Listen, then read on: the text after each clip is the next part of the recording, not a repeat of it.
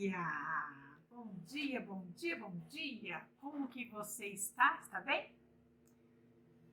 Creio que sim, se não estiver vai ficar. Em nome de Jesus, tá bom? Entre nós e as escrituras de hoje tem uma reflexão rápida para o seu coração. Um exemplo maravilhoso do mestre. Um exemplo que mostra o quanto a pessoa reconhece a sua própria pequenez. Tá bom? E nós vamos meditar já já nessa reflexão. Antes, quero lembrar você do nosso canal, das nossas curtidas. Não se esqueçam de curtir, por favor. De novo, Elizabeth, de novo, vou falar de novo. Vamos fazer o desafio hoje? Todos vocês que assistirem esse vídeo, nesse dia, nessa quinta-feira, vamos fazer um desafio de a gente pensar em 4, 5, 6 pessoas que a gente não enviou ainda esse vídeo. Um amigo, um parente, um vizinho, alguém lá da agenda do seu celular, cristão, não cristão. Essa mensagem, ela é para o coração de todos. De todos, não é só para pessoas da nossa igreja, não. Pode mandar para um amigo, para um professor, para um primo. Vamos pensar em alguém assim, lá da agenda telefônica, fazer uma linha de transmissão. O que vocês acham, hein? Mandar essa mensagem para umas 10 pessoas. Já pensou? Nossa, nós vamos chegar nos 1.000 inscritos já já. Então, curtir é muito importante. Compartilhar, muito importante. E quando mandar o vídeo para alguém, escreve um recadinho embaixo. Não se esqueça de se inscrever no canal da Irmã Elizabeth e acionar o sininho para sempre receber mensagens, tá bom? Eu quero compartilhar com vocês um texto das Sagradas Escrituras que está no Evangelho de Jesus Cristo, segundo escreveu João. Vamos lá? Vamos abrir aí a sua Bíblia. No Evangelho de Jesus Cristo, segundo escreveu João, capítulo 13. João, capítulo 13. É muito linda essa reflexão. Nós vamos aprender algo assim extraordinário a respeito desse texto sagrado, tá bom? Quando nós estudamos os evangelhos, nós estudamos 4 evangelhos que estão no Novo Testamento. Eu já falei isso outro dia, vou repetir novamente. 3 deles, Mateus, Marcos e Lucas, são conhecidos como evangelhos sinóticos. São evangelhos que compartilham muitos textos em comum entre eles. Então, enquanto o Mateus ele escreveu para um público judeu, o Marcos ele escreveu para um público romano, irmãos que estavam em Roma. O Lucas ele escreveu para os irmãos gregos. Na verdade, Lucas não era judeu, Lucas era grego. Então, esses 3 evangelhos, eles compartilham muitos textos em comuns. Muitas das passagens que você tem em Mateus, você tem em Lucas, você tem em Marcos e assim por diante. Mas o Evangelho de João, ele não entra nessa classificação de sinóticos, daqueles que dividem textos em comum, porque o João, ele vem falando não somente das obras, como os evangelhos de Marcos, Mateus, de Lucas, eles falam muito a respeito das ações de Jesus. O João, ele vem falar da divindade do Cristo, ele vem falar do Cristo vivo, ele é conhecido como o Evangelho dos Sinais. E muitos textos que estão em João, eles são próprios do livro de João, e você não encontra em Mateus, em Marcos e em Lucas. Dando essa introduçãozinha rápida, abra sua Bíblia se você quiser, senão você me acompanha daí, tá bom? Diz assim, ó, Jesus lava os pés dos discípulos. Olha que lição linda.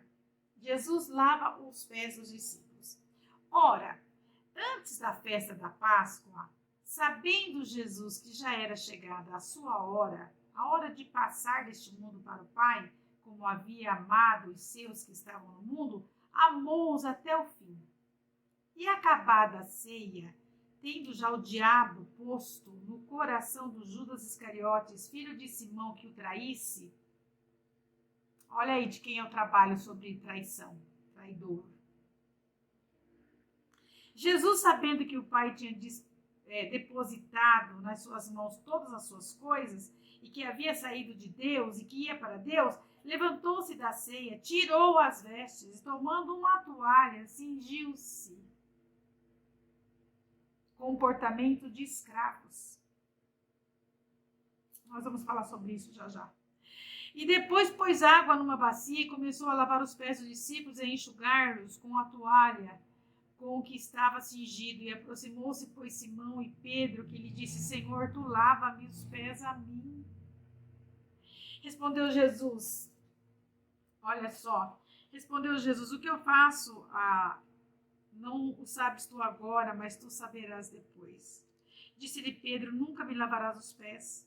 Respondeu-lhe Jesus: se eu não te lavar os seus pés, você não tem parte comigo.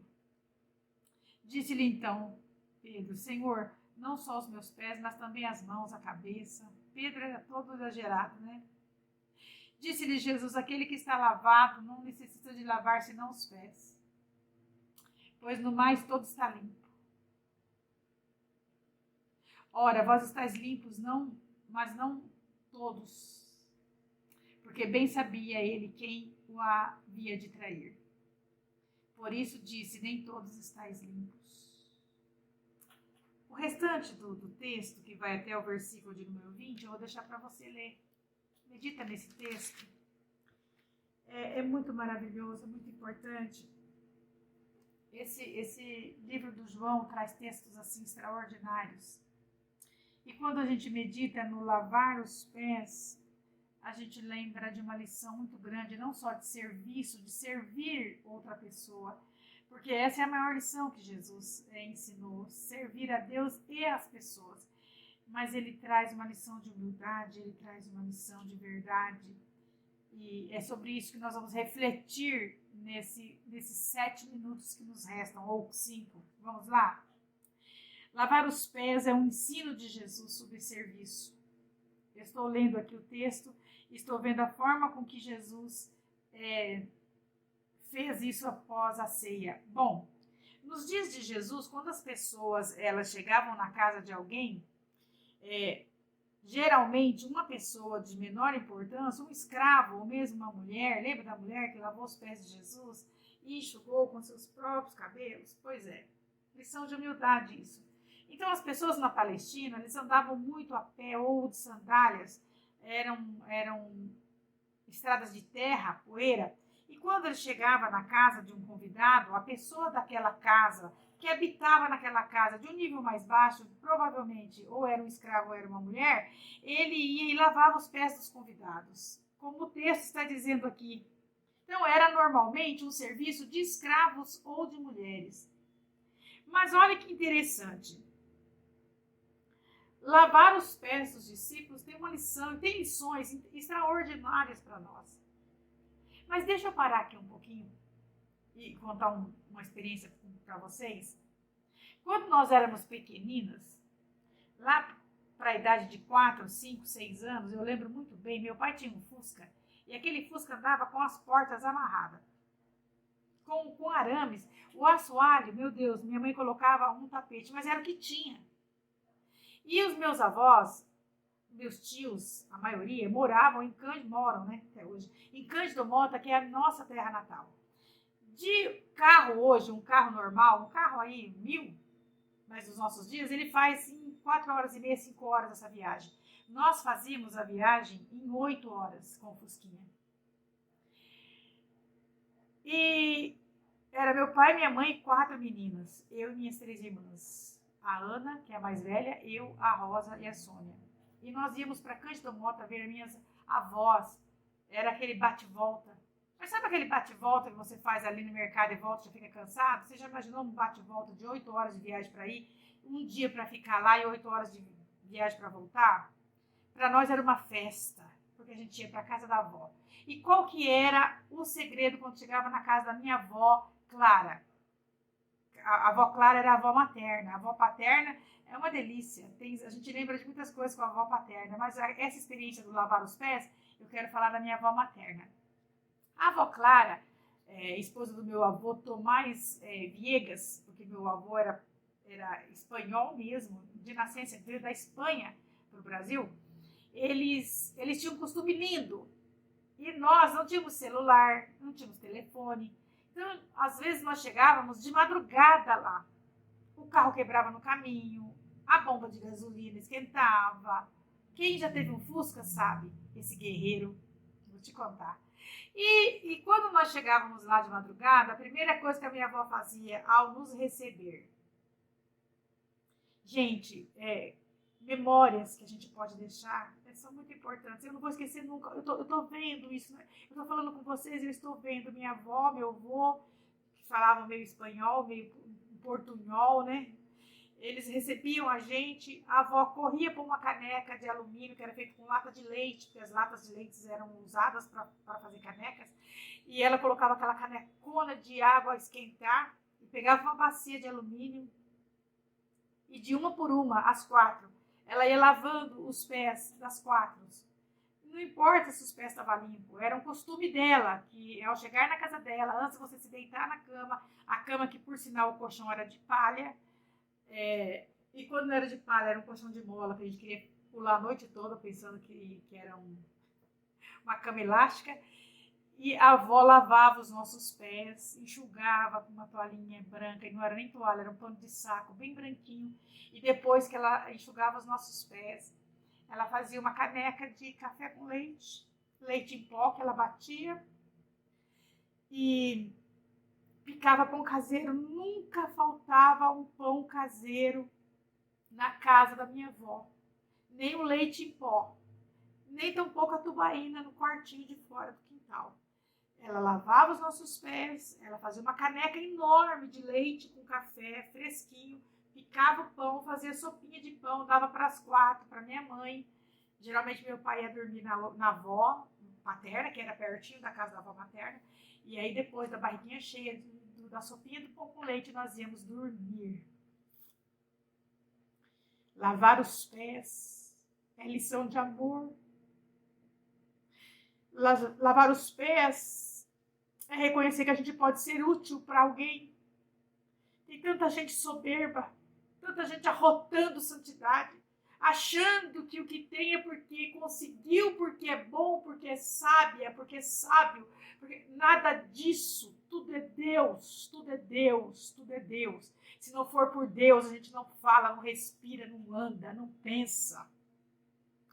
Então tem pessoas que eles ficam arrotando, eles vivem de contar aquilo que faz e que Deus fez através da vida dele. Se Deus fez alguma coisa através da minha vida e da sua vida, levante as mãos para os céus e agradeça ao Senhor, porque é pura misericórdia de Deus. Nós não temos condições de nos gloriarmos nisso.